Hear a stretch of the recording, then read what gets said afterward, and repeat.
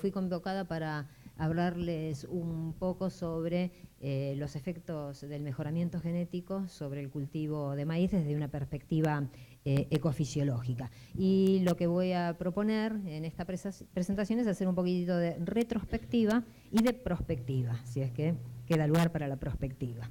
El temario que voy a desarrollar con ustedes es poner algunos números adicionales y más específicos para el caso del maíz, de cosas que ya hemos estado viendo particularmente con Guillermo, sobre lo que ha sido la mejora del rendimiento global, ese rendimiento real al que hizo referencia Fernanda, qué hicimos y qué necesitamos hacer específicamente en el caso de maíz.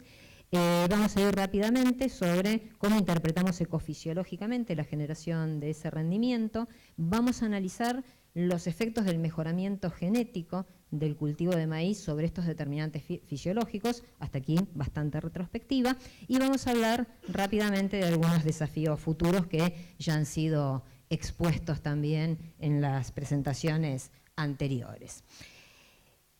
Más específicamente en el cultivo de maíz, y para pasar esos kilos por hectárea, que a veces no nos dicen mucho, a algo que nos es comparativo y fácil de ver para todos los cultivos, que son ganancias porcentuales. En el cultivo de maíz a nivel mundial, la evolución del rendimiento en grano ha sido esta que tenemos aquí. Como vemos, un primer aspecto al que no se ha hecho referencia y nada despreciable es la constancia en las evoluciones de los rendimientos en granos. Por más que uno haga un esfuerzo de tratar de pescar quiebres o cambios, en el cultivo de maíz ningún modelo bilineal ni de ninguna índole lo detecta. Es muy, muy constante. Y esto ya les dejaría plantear una pregunta, pero vamos a ver si al final en el panel de preguntas y respuestas surge. Lo concreto es que para un periodo de más de 50 años que hay de datos de la FAO, esa ganancia de rendimiento en kilos por hectárea, como veníamos viendo, es de casi 65 kilos por hectárea año en el cultivo de maíz, y esto representa, considerando la media del periodo abarcado, que es de unos 3.600 kilos, este valor anual respecto a esta media nos da una ganancia de 1,80% por año. Los mejoradores, como bien dijo Guillermo, han sido muy exitosos en lograr un incremento sostenido de los rendimientos en un periodo bastante largo. Y ya vamos a ver a través de qué atributos generales, seleccionando solo por rendimiento, o también fisiológicos. ¿Qué desafío tenemos por delante? Algunos ya lo intuimos. Pongámoslos en valores porcentuales. En el año 2008, un caballero que no sale acá, perdón, porque no se ve en ese fondo, que se llama Rey, hizo un análisis de prospectivas hacia adelante y, teniendo en cuenta la evolución de la población mundial, dijo, bueno, al paso que vamos, para el año 2050, parándonos acá en el 2008, en el 2050 vamos a necesitar duplicar lo que estamos produciendo hoy. Si entonces proyectamos las ganancias porcentuales para llegar a la duplicación en todos los cultivos de más importancia, 3 cereales que ya mencionamos, más la soja, eso significa llevar estas ganancias anuales a un valor anual de 2,4% por año. Pergamino, estamos en problemas, como quien diría. Porque ni el cultivo más exitoso, que lo ha sido el maíz, con ganancias que varían según la serie histórica que uno esté abarcando, llega ni por lejos a ese valor. ¿Y qué pasaría, les pregunto ahora a ustedes, si continuamos con este exitoso camino de ganar 65 kilos por hectárea año, que parece que es muy, muy conservado? ¿Vamos a lograr ese 2,4%? ¿Podemos mejorar? ¿Estabilizarnos? ¿Empeorar? ¿Qué va a pasar?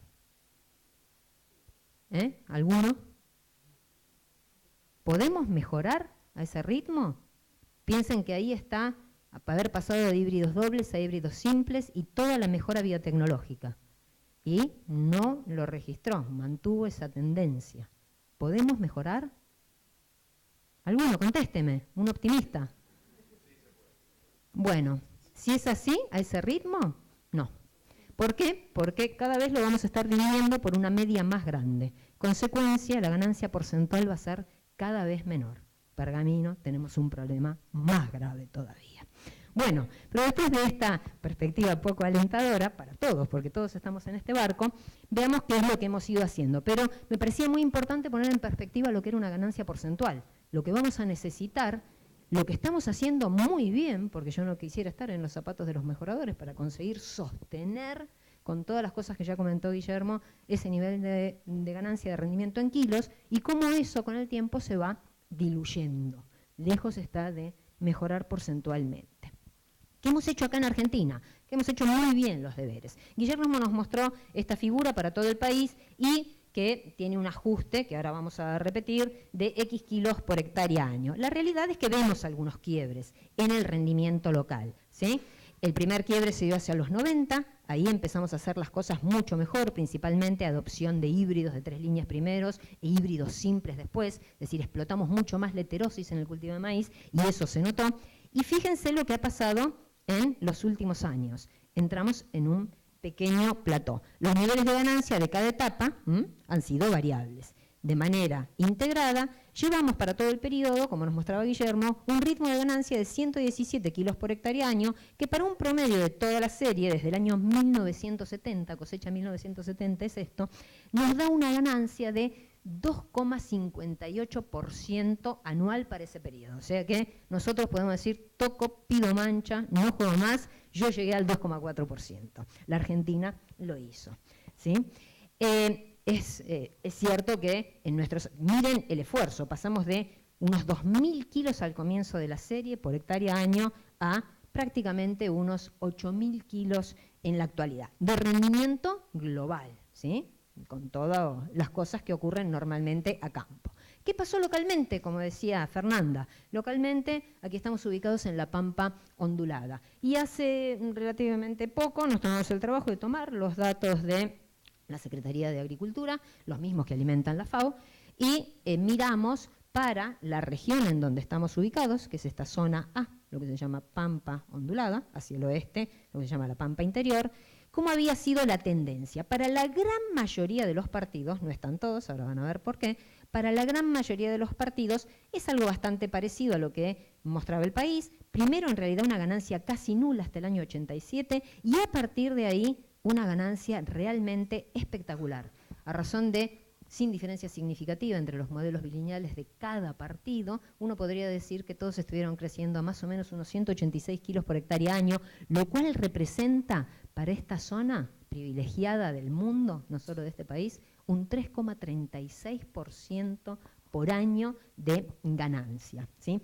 Hay algunos que se escapan, lo que yo llamo el oeste de la región, que está dentro de la Pampa ondulada, tanto en la zona de Santa Fe como en lo que yo llamo Ruta 5, que va por aquí abajo, donde no se detecta este quiebre, la ganancia es constante, pero siempre de menores valores. Sería como la zona un poco más mala dentro de la región de la Pampa ondulada. Pero la Pampa ondulada en su gran e inmenso conjunto tiene ritmos de ganancia muy altos. Allí están localizados casi todos los centros de mejoramiento más importantes de este país, que casi todos ellos, salvo en la actualidad con programas de mejoramiento para el NOA, han tenido como ambiente objetivo de su selección justamente, el de esta región. Y lo han hecho bastante bien. Ahora vamos a ver un poquitito por qué. ¿Cuál ha sido el efecto del mejoramiento genético? Ahora un poquitito más específicamente. ¿Cómo lo miramos? Bueno, la manera de mirar, no perfecta, pero aceptada internacionalmente, que hace cuánto de esos niveles de ganancia global se deben al mejoramiento, es tomar genotipos de distintas épocas de mejora, ponerlos a hoy en ensayos en el mismo momento de distintas décadas y ver cuál ha sido la proyección de los rendimientos cuando no le falta nada.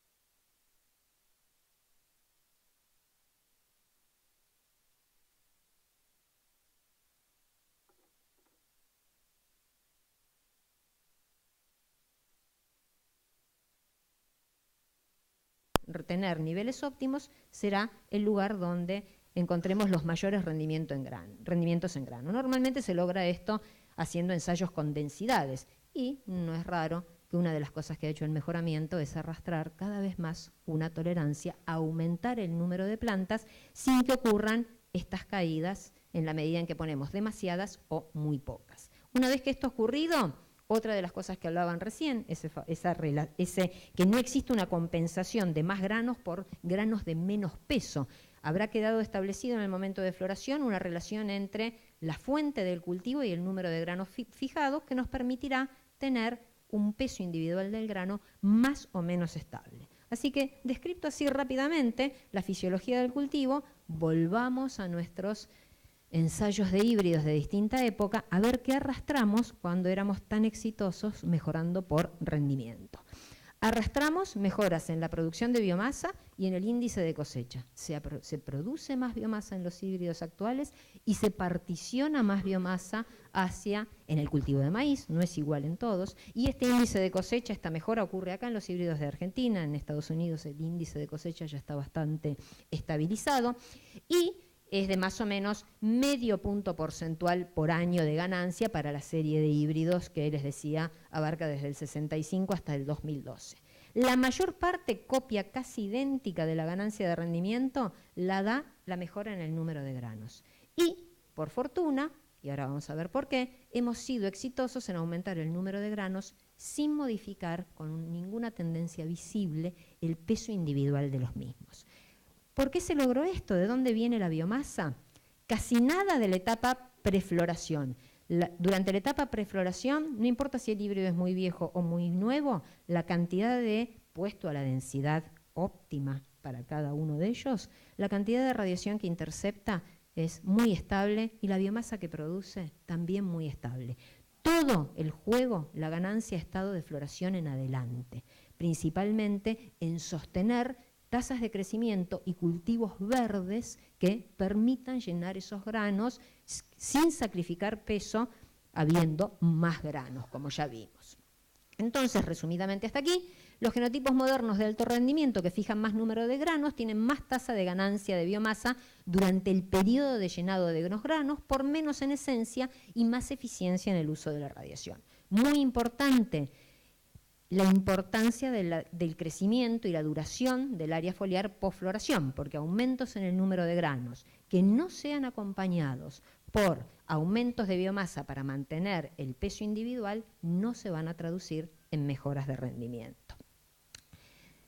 ¿Qué criterios? Vimos la fisiología, vimos lo que arrastró el mejoramiento a través de su proceso de selección por rendimiento. Tenemos algunos casos de utilizar rasgos fisiológicos en programas de mejoramiento que den productos que realmente usen los mejoradores. La lista es muy corta y está restringida predominantemente a un cultivo que es el trigo. Hay ejemplos, y casi todos vienen de Australia. Gente que, como ya sabemos, tiene muchos problemas de sequía y por lo que nos contó Guillermo, se arriesgan a tener muchos más, si es que en los años que vienen las proyecciones siguen haciendo agricultura, ¿no? Con los aumentos de temperatura.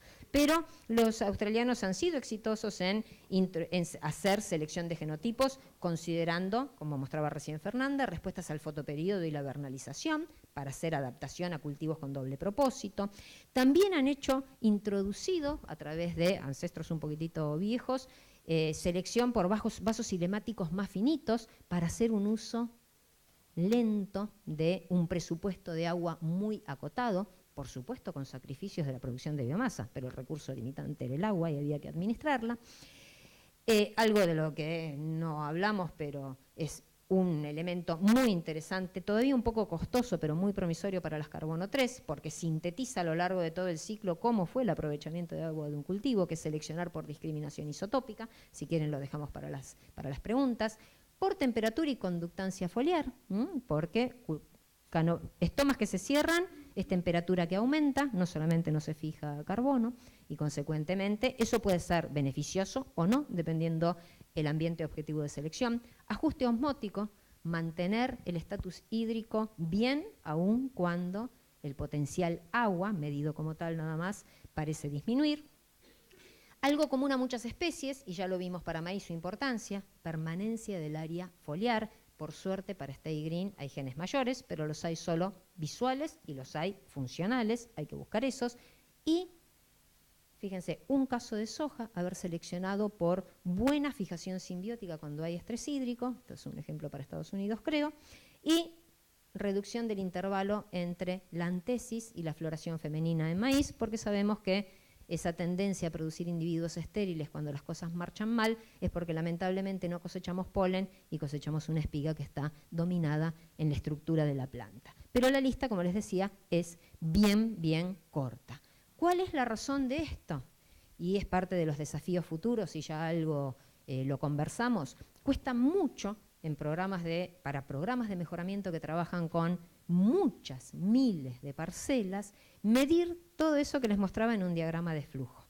Piensen nada más que para hacer un fenotipado de todos esos rasgos que completamos en ese diagrama, normalmente solo para una población de mapeo, que no son más de 200 líneas, somos unas 6 personas trabajando todos los días, más de 8 horas por día durante 2 meses al año. Y así todos solo fenotipamos 400 parcelas y ponemos solo 2 repeticiones. Imagínenlo en un programa de mejoramiento con muchas miles. Consecuentemente, mientras que con el cambio de siglo evolucionó de manera exponencial nuestra capacidad de entender el genotipo, nuestra capacidad de predecir el fenotipo y, peor aún, de llevarlo a genotipos exitosos de venta comercial es enorme. Esta brecha es inmensa. El desafío será justamente ser capaces de fenotipar más. Y entramos en la era fenómica. Recientemente, nos llevamos más de 6 años, ¿sí? Field-based Phenomics, Shovelomics, ni que hablar, si no podemos predecir bien, fácil y rápido lo que hay en la parte aérea, ni les cuento lo que es pensar en la parte subterránea, ¿sí? Así que incluso a nivel de divulgación y aparatos desde vehículos tripulados y no tripulados para sacar fotos y muchas cosas que seguramente habrán visto en más de una presentación o en más de una revista técnica. Es el desafío que tenemos. Principales consideraciones para ese desafío. La mayoría de los rasgos fisiológicos de los que les estuve hablando tiene una herencia cuantitativa muy compleja, ya lo mostró Guillermo. Si el rendimiento es la suma de todos ellos, y además si los vamos a poner, no solamente tienen que tener una buena heredabilidad, sino que cuando decidamos seleccionar por ellos, la correlación que obtengamos tiene que ser mejor que la del rendimiento solo, así que el desafío es muy importante. De esa lista de pocos ejemplos, suponiendo que han sido exitosos, algunos dieron cultivares que no duraron más de 2 años en el mercado. Llegaron a ser comerciales, pero no precisamente cubrir una superficie muy grande de lo que hacen los productores, pero sí llama a la reflexión. La mayoría de los rasgos a los que hice referencia correspondieron a condiciones dominadas por el déficit hídrico, y los rasgos no tenían que ver con el estatus hídrico de la planta. Nadie fue a medir el potencial agua, por ejemplo, aun cuando el problema era el agua. Estamos siempre mirando cosas mucho más groseras. La producción de biomasa como algo integral. ¿Cuánto de esa biomasa se particiona a grano de manera integral? Eso dura mucho tiempo en el ciclo del cultivo. No existe la medición mágica de hoy si voy y mido potencial agua el día 3 después de la emisión de estigmas, tengo el rasgo que... No, eso no existe. Es por el momento, al menos, ciencia ficción. La mayoría de estas cosas hablamos de rasgos que tienen una impronta de mucho tiempo en el ciclo del cultivo. Un aspecto también importante, como les decía, es el del largo plazo.